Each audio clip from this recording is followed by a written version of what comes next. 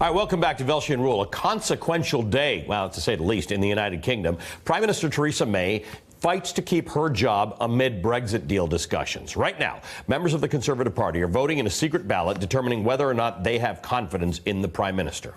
If May loses this vote, it could trigger a no-deal exit when the UK leaves the European Union next March, possibly leading to a total breakdown of trade between the two.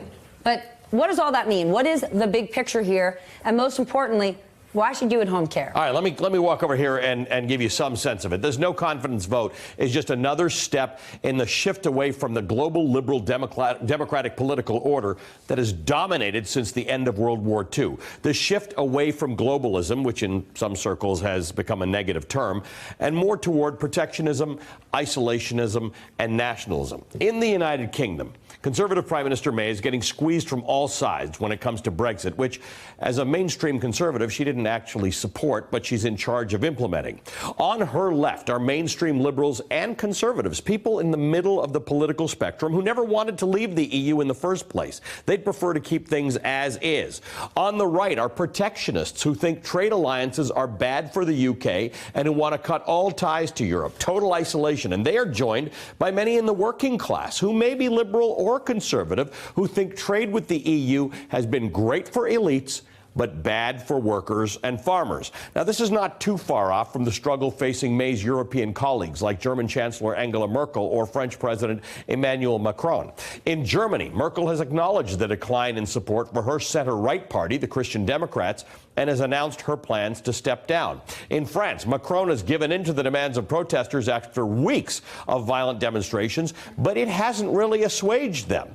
The reemergence of nationalism in the 21st century began as a pushback against globalism. Working class people, like these demonstrators in France, feel cheated and left behind by major trade deals that only seem to benefit the rich. And isolationist politicians are seizing on their anger as an opportunity to push their agenda. The question remains, if Western democracy in Europe is under fire, what does that mean for America? And that's an interesting question because all of these things we saw happening in Europe before we saw them in America. Brexit came before the election of Donald Trump.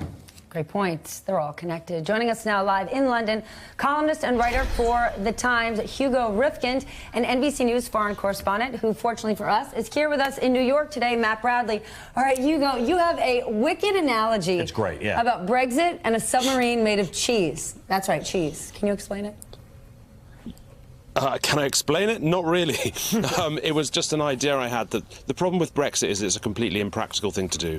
And Theresa May is under attack for doing this completely impractical thing. People say badly. People say it's not going to work. My analogy was to do with the fact that, of course, it's not going to work. It's like trying to make a submarine out of cheese. It's a bad idea. You can do it well or badly, but it's still a bad thing. Right. And ultimately, Matt Bradley, it is a submarine made of cheese. She is trying to make it a, I don't know, a less cheesy submarine or whatever the case is. But that's the problem. She didn't believe in Brexit in the first place, and she's trying to moderate this exit from the European Union on March 29th, and she can't seem to cut a deal that gets broad support. And that's kind of the best thing that she has going for her right now. She can, turn around and say, well, no one else is going to be able to do this. This is a submarine made of cheese. Try piloting that. You're going to fail. If another leader comes in, they're going to fail. Nobody's going to be able to negotiate this agreement and navigate these perilous waters between all of these different people who really none of them wanted Brexit to begin with. So it's all of these people who are reluctantly trying to bring about a deal that none of them really want, that they all believe the country doesn't want, and they're being forced from the bottom up by, as you mentioned, populists in Britain who are determined to get this. And it's funny that you mentioned this thing about economics and trade. When we talk about Brexit, we talk about trade, but in Britain, a lot of people think about immigration, which is a lot of what the populist upswell here is about. Right. Stephanie, Hugo, when Stephanie and I talk about things, we often look at it through a lens of economics, and to some degree, a lot of immigration issues are to do with economics. But how do you think, how should the UK be looking at this?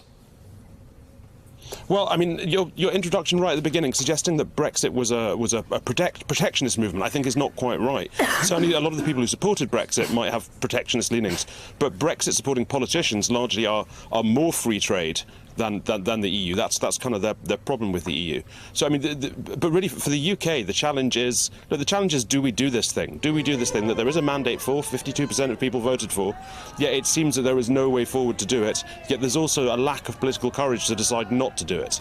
So sooner or later, my thinking is sooner or later the debate has got to in some way be reopened with the public. Although whether that happens at an election or another referendum some people are talking about, I've no idea. You actually bring up a good point. There are a lot of people who supported Brexit not because they're anti-trade. They don't like the regulations and the constraints that they believe being part of the EU imposed upon Brits. Well, I mean, as I'm sure in a way you see it in America as well, there's a big division between the politicians who are driving Brexit and the motives of the people who were voting for them. I'm sure that many of the motives of the people who were voting for them probably were protectionist in a way. They want to bring back industry, they want to, sort of recreate industry, at least in the north. Whereas the project politically was driven by quite savage free trade advocates, people who really wanted to internationalize, to globalize more. Right, that's a good point. So Matt, to Hugo's point, it only underscores the idea that there are so many parties on either side of this thing. What does this end up looking like to you? On March 29th, is there going to be some deal, or does British trade with the EU end and something new begins? It all depends on what happens in the next couple of days with this election. So if Theresa May gets rejected by her own political party, then we're going to have a new prime minister. Now, that could take weeks or months to come up with, and the clock is ticking because, as you mentioned, by March 29th, Britain will leave the EU regardless of what happens. Now, if they do it without a deal, that would be a hard Brexit. That means just casting Britain out away from the EU. It's the equivalent of jumping off Big Ben and hoping you're going to land on something soft. Right. It's not going to be good for markets or Britain. To Hugo's point, that doesn't, if you're a free trader, doesn't necessarily help you because you go into a world where you're outside of all these deals and you now have to renegotiate them. Guys, thanks very much. Like leaving TPP. Yeah, that's like leaving TPP. Hey, MSNBC fans, thanks for checking out our YouTube channel. Subscribe by clicking on that button down there and click on any of the videos here to watch the latest interviews and highlights. You can get more MSNBC for free every day with our newsletters. Just visit msnbc.com/newsletters to sign up now.